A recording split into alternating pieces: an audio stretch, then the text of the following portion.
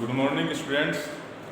आज part number 9 प्रकाश वाले part का जो अपना अगला टॉपिक है गोलीय धरातल से परावर्तन के नियम, उनके बारे में पढ़ते हैं और जानेंगे कि गोलीय दर्पण अवतल हो या उत्तल और यदि कोई प्रकाश किरण आपतित होती है तो परावर्तन के पश्चात वो किन दिशाओं में जाती है।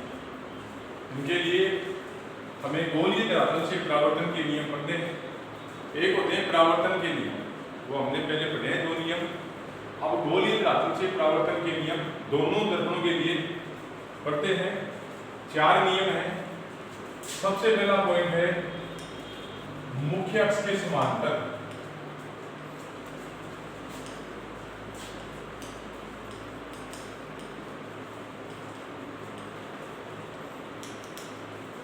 यदि उत्तल या अवतल दर्पण पर मुख्य अक्ष के समांतर कोई प्रकाश किरण आपतित होती है तो परावर्तन के पश्चात वह किस दिशा में गमन करती है। तो अवतल दर्पण में मुख्य अक्ष के समांतर आने वाली प्रकाश किरण दर्पण से परावर्तन के पश्चात मुख्य फोकस F से होकर गुजर जाती है। इस अवतल दर्पण पर मुख्य अक्ष के समांतर जो प्रकाश किरण आई वो दर्पण से परावर्तन के पश्चात इसकी मुख्य फोकस F से होकर गुजर जाती है। ये इसकी मुख्य फोकस हो गई। अब है दूसरी दर्पण उत्तल दर्पण। उत्तल दर्पण पर मुख्य अक्ष के समांतर आपतित होने वाली प्रकाश किरण दर्पण से परावर्तन के पश्चात मुख्य फोकस F से गुजरती हुई प्रतीत होती है। फोकस F से गुजरती हुई प्रतीत होती है। तो ये इसकी मुख्य फोकस और इस दिशा में प्रकाश किरण गमन करती हुई प्रतीत होती है। तो दोनों दर्पणों के लिए पहला नियम है कि मुख्य अक्ष के समांतर आपतित होने वाली प्रकाश किरण अवतल दर्पण पर परावर्तन के पश्चात मुख्य फोकस F से गुजर जाती है और इसमें मुख्य फोकस F से गुजरती हुई प्रतीत होती है। ऐसे दूसरा जो नियम है वो है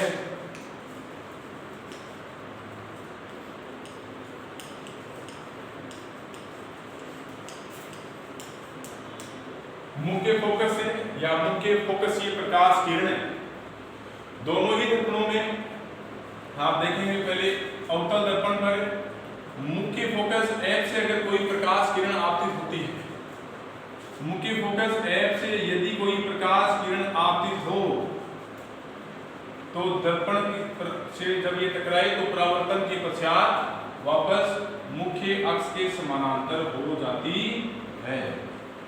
तो अवतल दर्पण में फोकस F से होकर आने वाली प्रकाश किरण परावर्तन के पश्चात मुख्य अक्ष के समांतर हो जाती है और मुख्य अक्ष के समांतर आपतित होने वाली प्रकाश किरण परावर्तन के पश्चात मुख्य फोकस F से गुजर जाती है। उत्तल दर्पण में मुख्य फोकस F पर आपतित होती हुई जो प्रकाश किरण प्रतीत होती है, अगर कोई प्रकाश किरण इस प्रकार डाली जाए कि वह इसकी मुख्य फोकस की तरफ गमन कर रही है तो यह भी परावर्तन के पश्चात मुख्य अक्ष के समांतर हो जाती, क्योंकि आगे जा नहीं सकती है। इस तरफ हमने दर्पण की पॉलिश कर रखी है तो दर्पण का जो दूसरा पृष्ठ है वो प्रकाश का परावर्तन करेगा।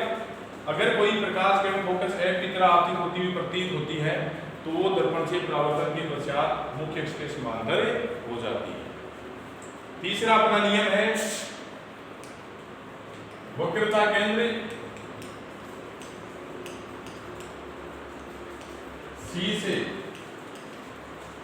दोनों ही दर्पणों में अगर कोई प्रकाश किरण वक्रता केंद्र C से होकर आपतित हो तो परावर्तन के पश्चात वह उसी दिशा में वापस गमन कर जाती है, क्योंकि वक्रता केंद्र से होकर आपतित होने वाली प्रकाश किरण दर्पण पर अभिलंबवत आपतित होती है, 90 डिग्री का कोण बनाकर आपतित होती है। और जब कोई प्रकाश किरण अगर किसी दर्पण पर अभिलंबवत आपतित होती है तो उसका परावर्तन या अपवर्तन होता हुआ हमें दिखाई नहीं देता, क्योंकि वह उसी दिशा में वापस गमन कर जाती है। तो जब आप इस दर्पण का मान लीजिए ये वक्रता केंद्र C है, इस वक्रता केंद्र से अगर कोई प्रकाश किरण डाले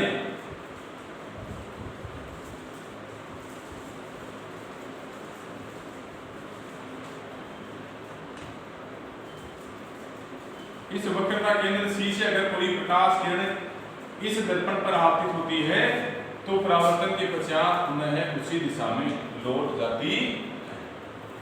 अवतल दर्पण में वक्रता केंद्र C से होकर आपतित होने वाली प्रकाश किरण पुनः उसी दिशा में वापस लौट जाती है, क्योंकि यह दर्पण पर अभिलंबित आपतित होती है, 90 डिग्री का कोण बनाकर आपतित होती है। इसी प्रकार अगर आप इस दर्पण के वक्रता केंद्र C की तरफ कोई प्रकाश किरण अगर डालते हैं, कोई प्रकाश किरण इस प्रकार डाली जाए कि वो दर्पण के वक्रता केंद्र की तरफ जाती हुई प्रतीत होती है, तो वह भी पुनः उसी दिशा में लौट जाती। तो तीसरा नियम हो गया कि वक्रता केंद्र C से होकर आपतित होने वाली प्रकाश किरण पुनः उसी दिशा में लौट जाती है, क्योंकि यह दर्पण पर अभिलंबित आपतित होती है और अभिलंबित आपतित होने वाली प्रकाश किरण का परावर्तन होता हुआ दिखाई नहीं देता। अपना जो अगला नियम है वो चौथा नियम है ध्रुव पर आपतित होने वाली किरण। अब की बार ध्रुव यदि P पर कोई प्रकाश किरण आपतित होती है दोनों ही दर्पणों के लिए,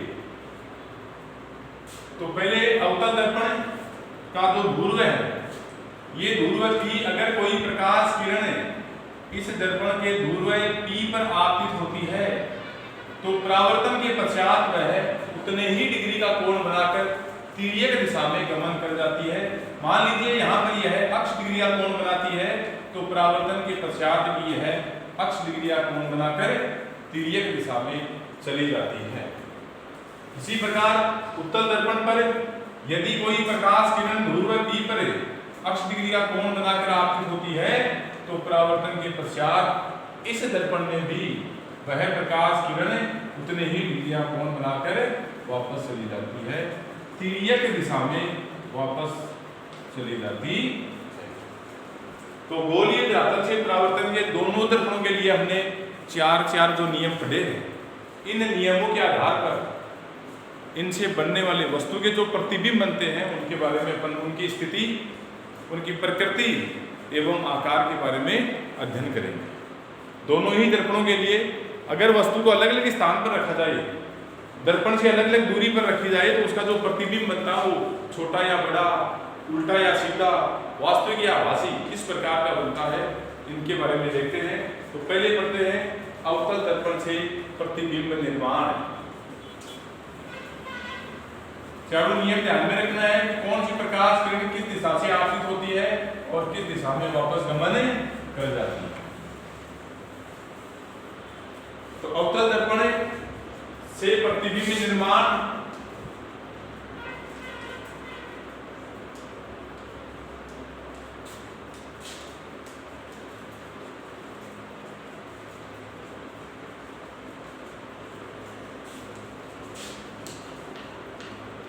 दर्पण में किसी वस्तु का जो प्रतिबिंब अपन बनाएंगे, इसके लिए कम से कम 2 प्रकाश किरणों का उपयोग किया जाता है।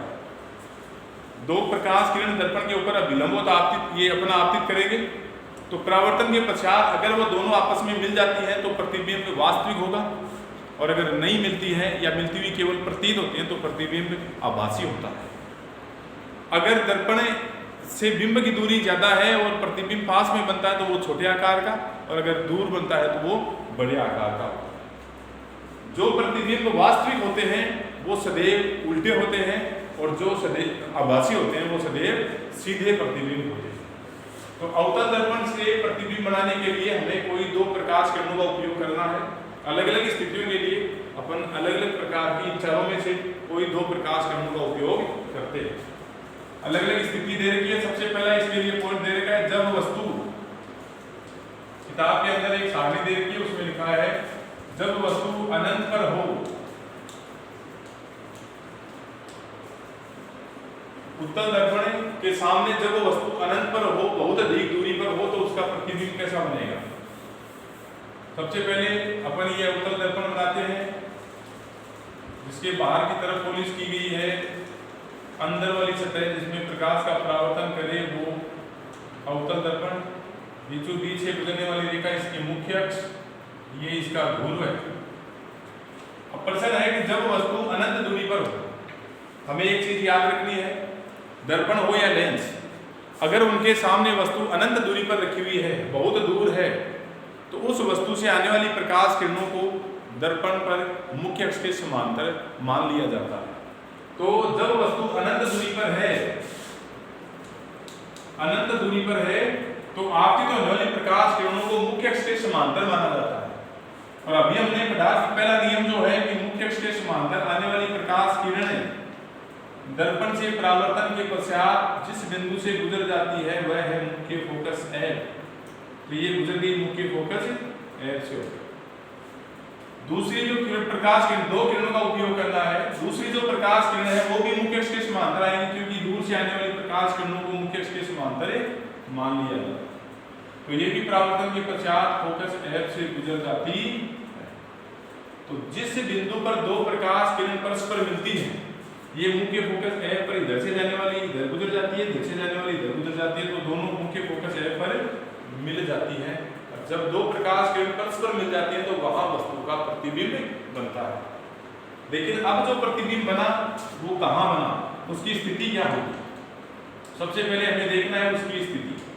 तो प्रतिबिंब जब वस्तु अनंत पर हो तो उसे आपतित होने वाली प्रकाश किरण मुख्य अक्ष के समांतर आपतित हुई, और मुख्य अक्ष के समांतर आपतित होने वाली प्रकाश किरण फोकस F से गुजर जाती है, इसलिए इसका मुख्य फोकस F पर प्रतिबिंब बनता है। तो प्रतिबिंब कहां बनेगा, मुख्य फोकस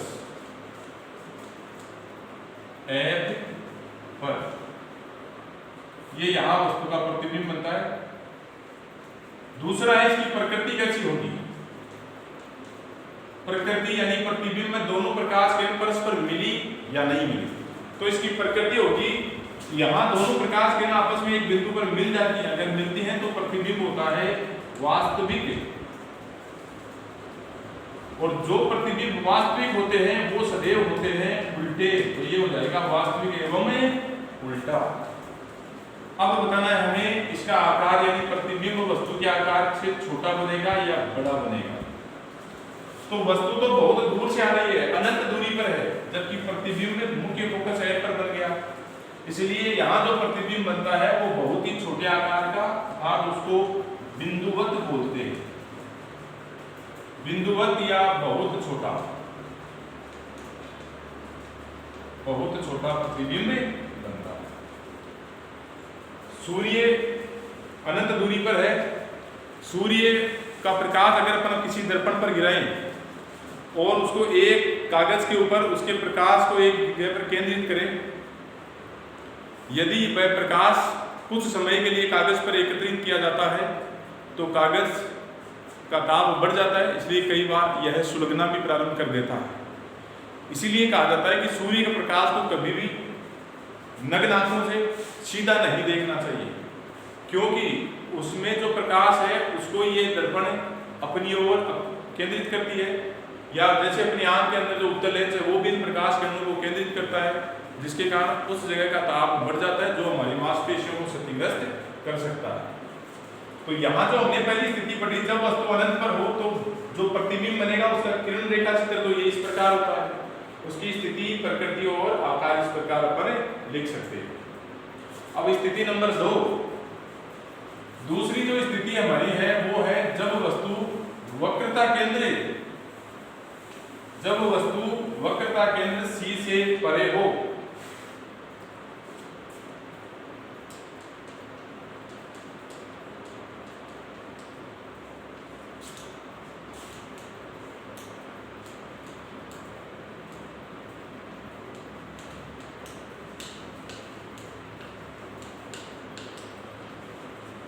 दोबारा से वही दर्पण बनाएंगे, अवतल दर्पण,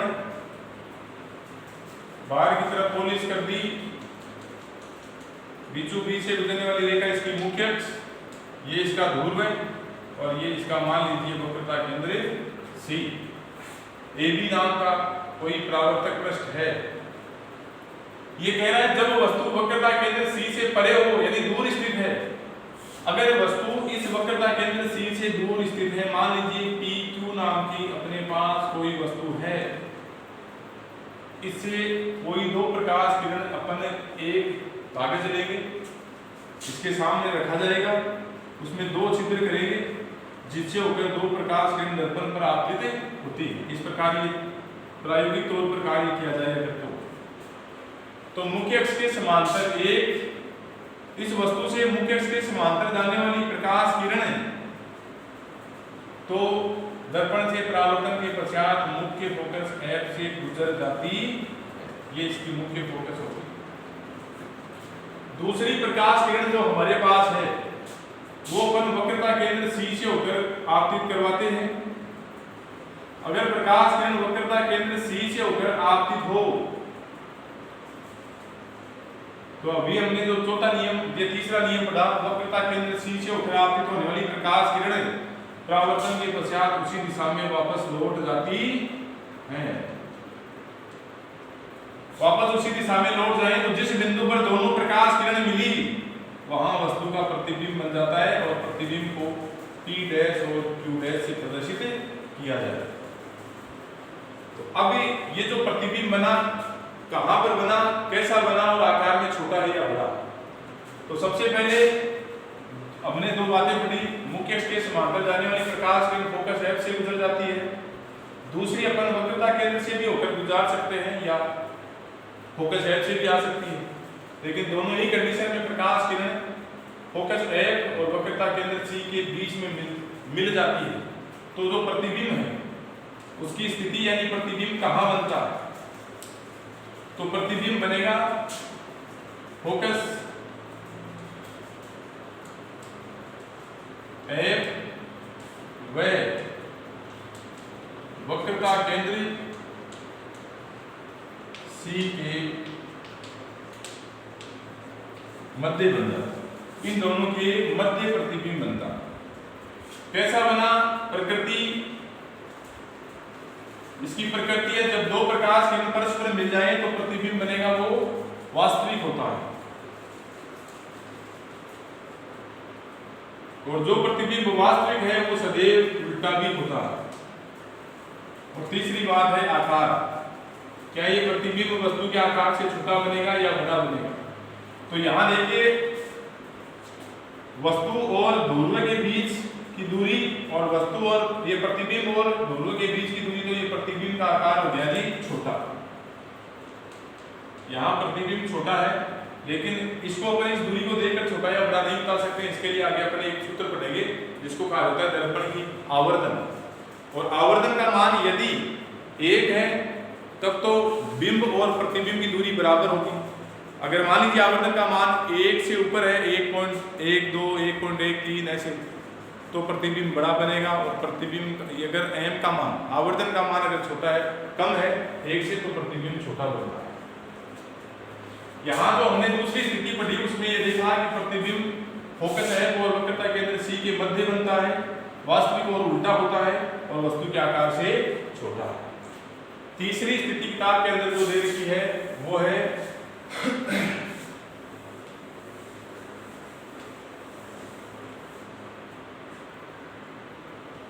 जब वस्तु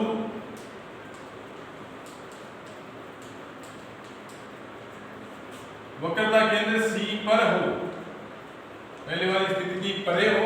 अब है कि जब वस्तु वक्रता केंद्र C पर ही रखी हुई हो तो इसके लिए वही किरण रेखा चित्र बनाएंगे अपन, बाहर की तरफ पॉलिश कर देंगे तो अवतल दर्पण बन जाएगी।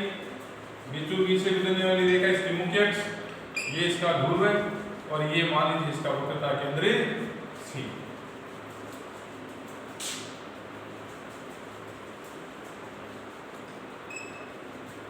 अब ये कह रहा है कि जब वस्तु वक्रता केंद्र C पर हो, वक्रता केंद्र पर मान लीजिए PQ नाम की कोई वस्तु है, तो मुख्य अक्ष के समांतर एक प्रकाश किरण हम मानेंगे मुख्य अक्ष के समांतर, और मुख्य अक्ष के समांतर जाने वाली प्रकाश किरण सदैव फोकस F से गुजर जाती है। मुख्य फोकस F से गुजर जाती है, ये इसकी मुख्य फोकस होगी। अब ये दूसरी प्रकाश किरण गुजारनी है तो वक्रता केंद्र C से होकर तो अपन गुजार नहीं सकते हैं, तो दूसरी प्रकाश किरण की मुख्य फोकस F से होकर आपतित होती है। और मुख्य फोकस F से होकर आपतित होने वाली प्रकाश किरण मुख्य अक्ष के समांतर हो जाती है, तो यहाँ पर ये वस्तु का प्रतिबिंब बन जाता है P डैश और Q डैश। अब यहाँ इसकी स्थिति, सबसे पहले प्रतिबिंब कहाँ बनता है, तो यह वक्रता केंद्र C पर अगर वस्तु है तो वक्रता केंद्र C पर ही बनता है। तो लिख देंगे वक्रता केंद्र C पर कैसा बना, प्रकृति लिखेंगे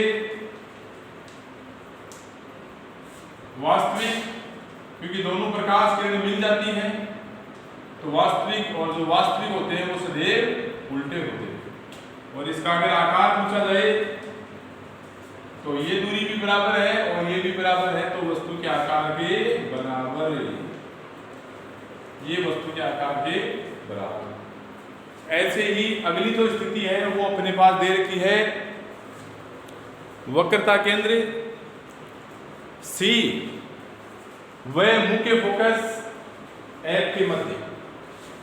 चौथी स्थिति दे रखी है किताब के अंदर,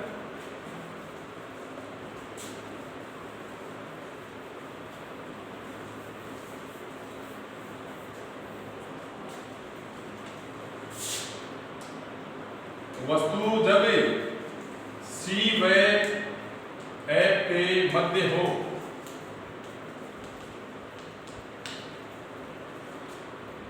गोलीय दर्पण बनाते हैं, AB नाम की कोई गोलीय दर्पण जिसके बाहर की तरफ पॉलिश करते हैं या उत्तल दर्पण, इसके बीचों बीच से गुजरने वाली रेखा इसकी मुख्य अक्ष, ये इसका ध्रुव P। और अब ये कह रहे हैं कि जब वस्तु वक्रता केंद्र C व मुख्य फोकस F इन दोनों के बीच में स्थित हो, PQ नाम की कोई वस्तु जो वक्रता केंद्र C व मुख्य फोकस F के मध्य है। तो एक प्रकाश किरण तो मुख्य अक्ष के समांतर आपतित होगी, तो मुख्य अक्ष के समांतर आपतित होने वाली प्रकाश किरण तो फोकस F से होकर गुजर जाती, फोकस F से होकर गुजर जाती है। अब दूसरी जो प्रकाश किरण है वो अपन वक्रता केंद्र पर तो नहीं डाल सकते, इसलिए इसको फोकस से होकर गुजारते हैं। तो दूसरी जो प्रकाश किरण फोकस F से होकर आने वाली जो प्रकाश किरण है, फोकस F से होकर आपतित होने वाली प्रकाश किरण परावर्तन के पश्चात मुख्य अक्ष के समांतर हो जाती है। और जब ये दो प्रकाश किरण जिस बिंदु पर मिलती हैं वहां वस्तु का प्रतिबिंब बनेगा P डैश और Q डैश। तो अब इसकी किरण रेखा चित्र हमने बना दिया, इसकी स्थिति क्या है, यानी प्रतिबिंब कहां बना। तो सबसे पहले स्थिति, ये प्रतिबिंब जो दो प्रकाश किरण मिली वो वक्रता केंद्र C से दूर बनती है। तो प्रतिबिंब वक्रता केंद्र से दूर, प्रतिबिंब बना वक्रता केंद्र C से दूर। कैसा बना, तो इसकी प्रकृति लिखे अगर अपन, इसकी प्रकृति है कि प्रतिबिंब में दोनों प्रकाश किरण आपस में मिल गई, मिलने वाले प्रतिबिंब को वास्तविक कहा जाता है। और जो प्रतिबिंब वास्तविक होते हैं वो सदैव उल्टे होते हैं। और अगला जो अपना पॉइंट है वो कि आकार में ये छोटा है या बड़ा। अगर इसका अपना आकार देखें तो छोटा होगा या बड़े आकार का, तो ये ज्यादा दूरी होगी या ये नीचे वाली होगी। चित्र से स्पष्ट है कि प्रतिबिंब की दूरी ज्यादा है तो ये वस्तु के आकार से बड़ा होता है। ऐसे ही किताब के अंदर अगली स्थिति दे रखी है, जब वस्तु मुख्य फोकस A पर हो, और उससे आगे वाली स्थिति दे रखी है जब वस्तु मुख्य फोकस F और ध्रुव के मध्य हो। वो अपन अगले वीडियो में देखेंगे। लेकिन आपको जो जितना पढ़ाया जाए आप वीडियो को ज़्यादा से ज़्यादा देखें, जो चीज़ आपको बताई जाए उनको प्रैक्टिकली तौर पर आप कॉपी के अंदर करके देखें, क्योंकि ये चित्र बनाना यहाँ दिखने में आसान है, लेकिन आप जब आपके सामने केवल बिंदु दे रखे हैं कि इन बिंदुओं के बीच में वस्तु को रखा गया है, और आपको खुद को अगर ये आरेख बनाना है तो इसके लिए आपको ये चारों नियम पहले याद होने चाहिए। आप जो यहाँ केंद्र का चित्र खींचते हैं वो इस प्रकार होने चाहिए कि जिस बिंदु पर प्रकाश किरणें मिलनी चाहिए वहां आसानी से ये है मिल सके। तो इनको आप आराम से रफ कॉपी के अंदर बार बार अगर प्रैक्टिस करेंगे तो आसान हो जाएंगे, आप आसानी से इनको कर पाएंगे। धन्यवाद।